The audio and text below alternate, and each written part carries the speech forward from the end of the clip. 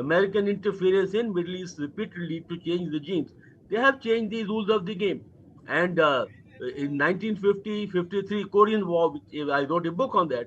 In fact, the North Koreans wanted to change the rules of the game, and Americans stepped in and stopped that war altogether. The point I'm trying to make is that strong nations, when they have the capability, they use the capability. And nuclear weapons are the weapon of deterrence. But very rarely, very, very rarely, they have been actually used. And here, I have a conviction that if Iran had gone along and had been allowed to have the nuclear capability, well, at some point of time, they had the option to use it. And the third point is, when are the nuclear weapons used? It's always in the state of asymmetry. A weaker state, if it has nuclear weapons, will use it to blunt the edge of the stronger state. Stronger state rarely use or never would not use. They will always adopt the conventional means. So therefore, I think we need to be very, very cautious that isometric situation, when it prevails, then the weaker state, if it has the nuclear weapon, will try to use. And to that extent, I like to draw the attention of the viewers to Pakistan nuclear doctrine, which doesn't have the NFU, which all it has stated clearly that in state of asymmetry, they will be tempted, or they will be compelled to use it in case they face such a threat altogether. So, Krishna, all I can say in conclusion is that yes, the rules of the games have changed. Second point is, today the situation is highly escalated. Iran is not going to let go. There are no pushover. They have the capability. So the point is that there could be a situation even worse, because if Iran doesn't come to the table on the terms of America and Israel, as President Trump has said, then more is going to come. Krishna. More is going to come is the word coming in. Major General GZ Dwivedi. Stay with us. We have some new breaking news that's coming in. The US has officially said that the Isfahan nuclear facility in Iran has not been fully destroyed. That's what sources in the US are saying.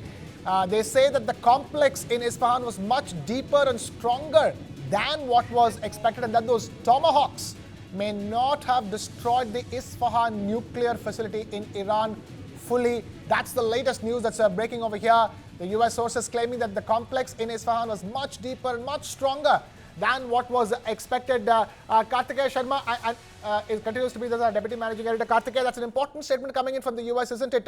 Which is sort of telling you that the US believes that Iran's nuclear capabilities at the moment are far greater than what we know, what the world knows. And hence, the strikes could continue even further. The strikes can continue further, but you see the choice that America has is that America cannot get embroiled in Iran the way it got embroiled in Iraq. One. It cannot get embroiled in Afghanistan the way it got embroiled in Afghanistan. America, despite being a superpower, bit the dust in Vietnam. It bit the dust in Afghanistan. It did not achieve its political objectives. Every war has a political objective. Ask any general, he'll say, war should have a political objective. And they were not able to achieve their political objective in Iraq. What did de-Baathification of Iraq lead to? And I put this question. It created ISIS. From the prisons of Abu Ghraib, a more radical form of Islam came up. A state which was Shia in majority and Sunni by ruling elite turned into an extended Iranian state. That was the core logic, that you could start from the Herat in Afghanistan and you could walk all the way to Mediterranean. That was the Shia axis. Afghanistan, Iran, Deir ez-Zor, Idlib. And through Iraq, you could go to Deir ez-Zor.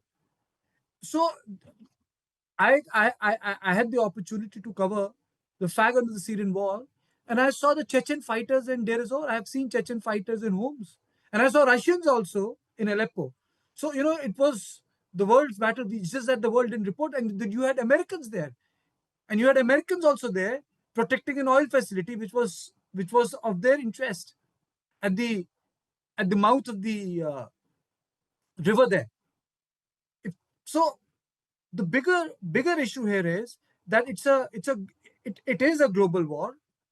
It is not restricted. There are global interests out there, piloted by Israelis, pushed by the silence of Mohammed bin Salman and Mohammed bin Zayed, two strong men of West Asia, the Sunni kingdoms. It's more of a Shia Sunni fight than I would say it's a fight between Western civilization and Islam, which is very, very wrong. Egyptians are silent, Jordanians are silent, Saudis are silent, Qatar is silent, everyone is silent. They're not speaking on it, and Asim Munir understands that. But as a journalist, I'm just thinking, and I would like to know from our expert, so will this bring Pakistan into play, sir? Because last time, sir, if you recall, in post 1977, when Bhutto was overthrown by Ziaul Haq, Americans, sir, suspended their financial arrangement. It continued even when he hanged Bhutto. But when the Soviets invaded Afghanistan, sir, Americans gave Ziaul Haq $3.2 billion larger package, sir. Now, with this whole Iranian play, sir, does it give a leg to Asim Munir, sir? Pakistanis, should it concern us? Again, that, uh, Pakistan becomes a client state which is required by Americans, sir? Can that happen, sir? Firstly, let me address the issue of how far Americans would be willing to be embroiled in West Asia. If you go back to 2012, President Obama had enunciated doctrine that America is going to pivot to West Pacific because America basically is West Pacific power, and they will not allow the Chinese to have a free hand in South China Sea, East China Sea, and Chinese have a very clear agenda to get hold of Taiwan as and when opportunity arises. So therefore, you are absolutely right that Americans are not going to get embroiled in West Asia so deeply that they lose sight of Western Pacific. Point number one. Point number two is geopolitics is not a straight curve. It is very much impacted by the nation interest. Well, in 1980, 81, Americans firstly offered a very small package, a couple of $1 million, which Ziaul said these are the peanuts, and then they have to go for a bigger package of about $3.2 billion and also give them F-16 because the fight against Russia was preeminent. So therefore, these interests always dictate how the nations actually pick and choose allies, partners, or even rental partners, as Pakistan has always been. So that's exactly what current dispensation in America has done. That they need Pakistan because to keep an eye on Afghanistan, to keep an eye on Iran, and also to see how their interest in West Asia is served. So therefore, they will pick and choose their friends and allies as per the requirement is concerned. And very importantly, you see in Afghanistan, Trump's, I think, not a very far-sighted decision.